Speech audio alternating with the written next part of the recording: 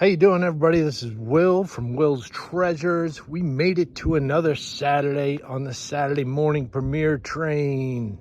Glad you're all here. Grab your coffee, sit back, relax, spend the next 2 hours with us.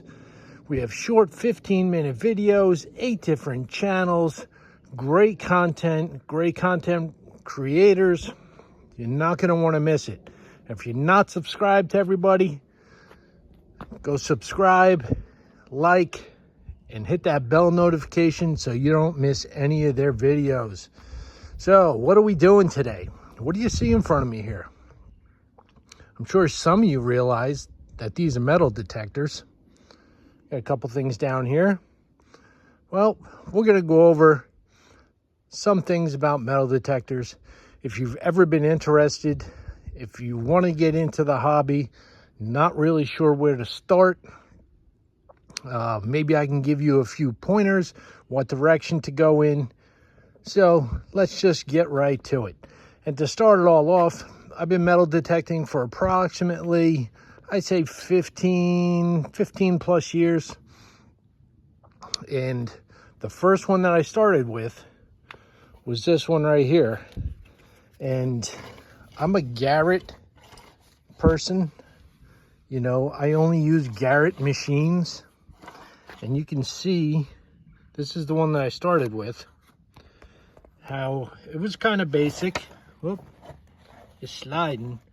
But you can see the different settings. It's got the depth, your power, accept and reject, your pinpoint button, set your audio, last mode if you change your modes. And when it's on, a little black dot would show up if you were underneath a bolt, a bottle cap, a nickel, bottle top. Rings and golds would come up in this area here. And if you were over a coin, it would tell you what kind of coin it was before you even dug it up. So it was a pretty cool machine for its time.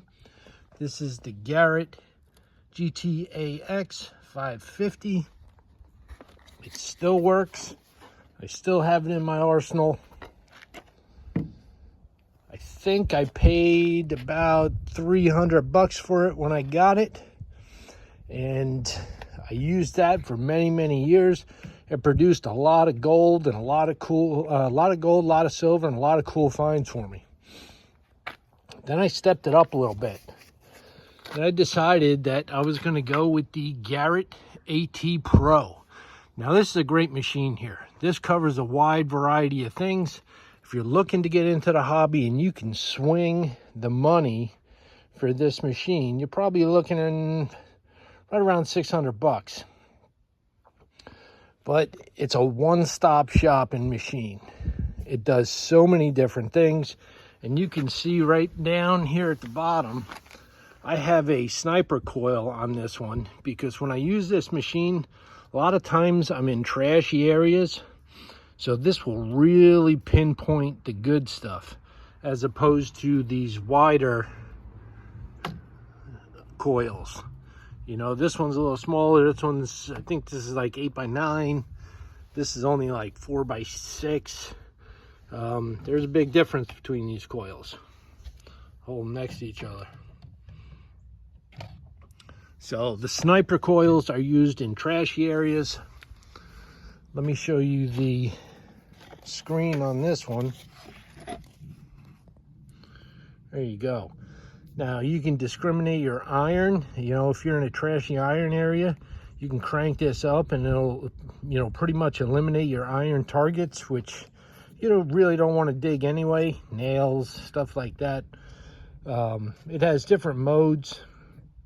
It has coin modes. It still has your pinpoint button, your sensitivity, your notch discrimination. You know, I'm not going to go into great detail with all this if you're just starting out.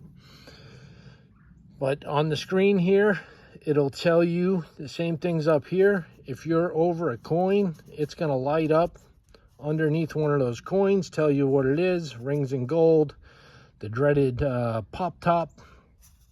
And here's all your iron over here. So You really want it to pop up in the 80s and the low 90s. And you'll know you have some coins and some silver. But if you don't want to miss any gold, which pops up right around here, it's the same as the bottle cap and nickel, you got to dig it all. So lots of digging. I dig all my targets unless I'm totally convinced that it is iron. This is a great machine. It doesn't weigh much. Sorry about that. It fits nicely underneath your arm, and it only weighs maybe a couple pounds. So it swings nice, has a nice feel. Hold it out in front of you, wave it back and forth.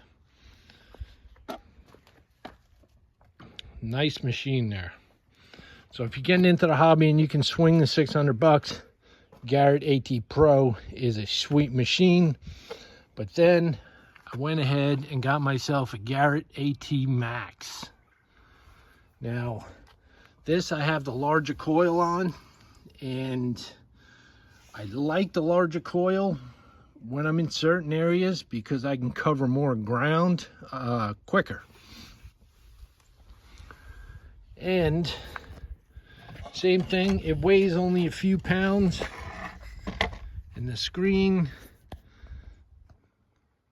they added a couple more things in here.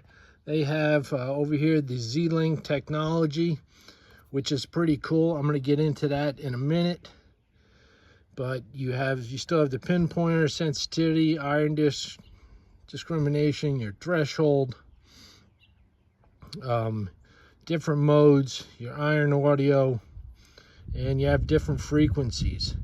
So this is a great machine.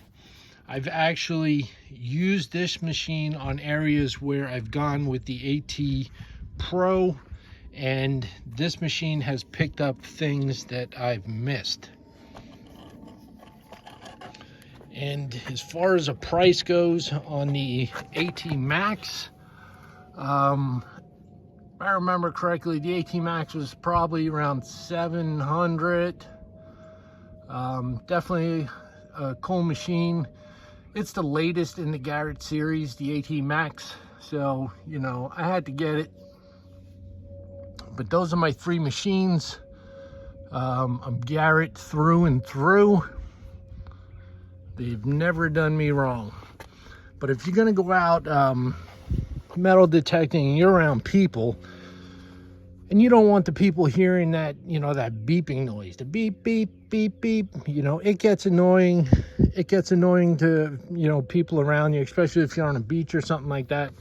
That's when you would get yourself a pair of headphones. Now, here's the volume on the side, so you can turn it up and down. And here's the cord. The cord plugs into your machine. I'll show you that real quick in the back here. Your headphones would plug into this side, and this side here is your cable for your coil. So you'd plug that in and wear it.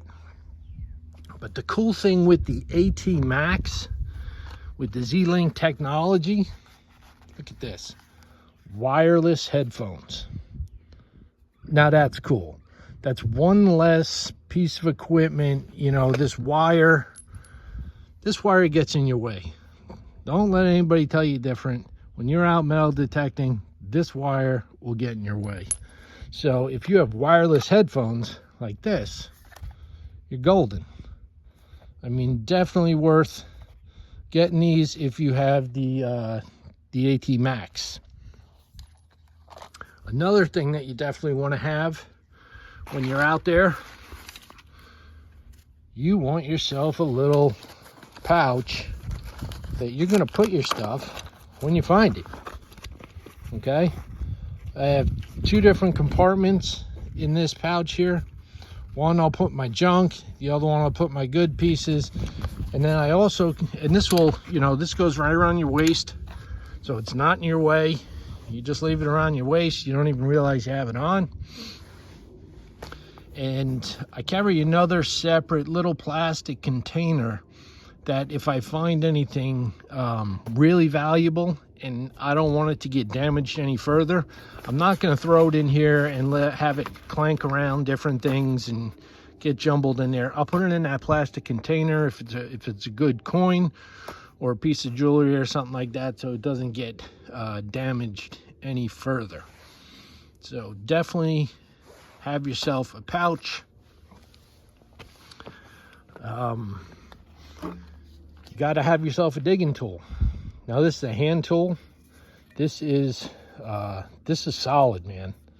This has done an awful lot of digging. It's got this serrated edge over here, so if you come across some small tree roots, it rips right through them. But it's got a great handle on it. Can you tell who made their Hunt Wild?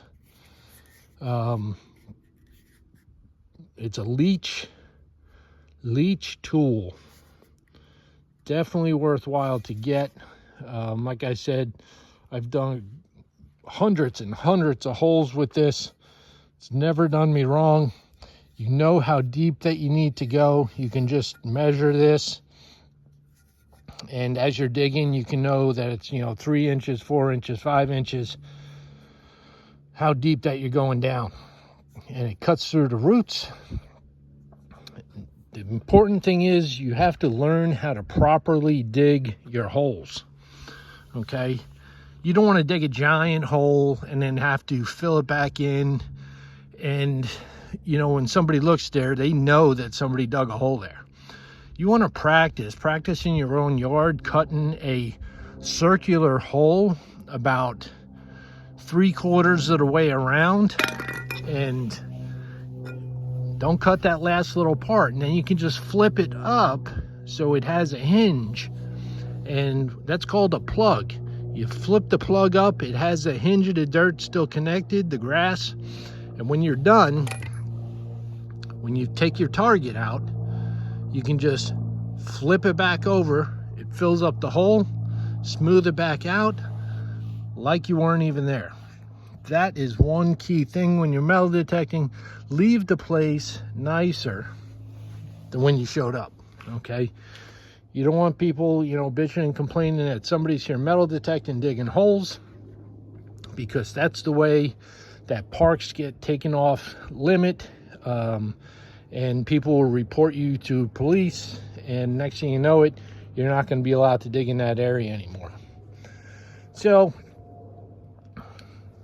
I just wanted to show you the 3 machines that I have, talk to you a little bit about them, give you a little insight. If this is something that you're thinking about getting into, there's a variety of different machines at a variety of different price points.